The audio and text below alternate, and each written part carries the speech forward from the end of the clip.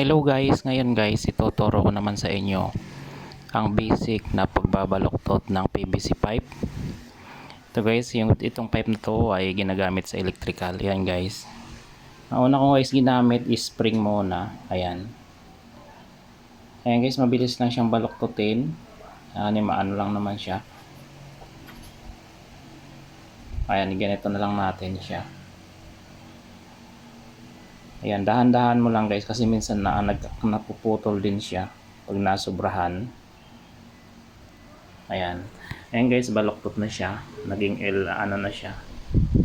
Ayan. Kahit di ka na bumili ng elbow, pwede ka gumawa ng elbow.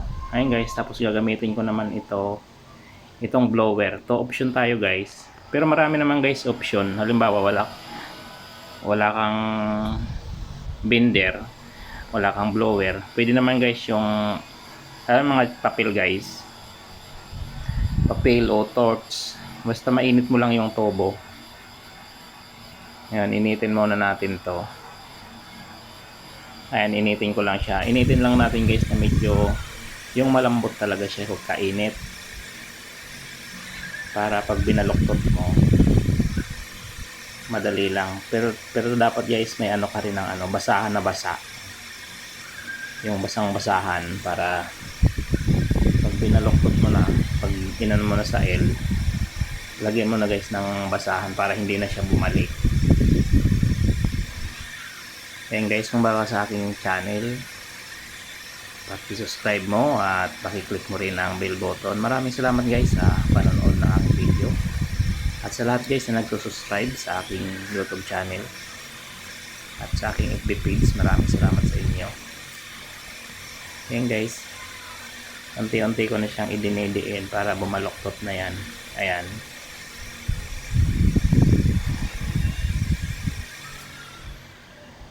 Ayan guys. Kung yun guys nahawakan, mainit yan. Ayan, ano tayo ng basahan. Yan. Ayan guys, baluktot na ganun lang kasimple yung pagbabaluktot ng PVC.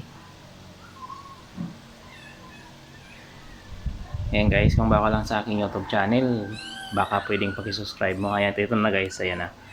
Yung finished product na yan. Ayan, puputulin mo na yon kung gusto mong mahaba o magsi na elbow.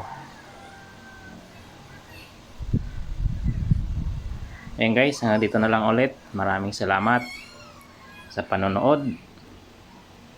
At sana ay nagustuhan mo ang aking tutorial ngayon. Salamat guys.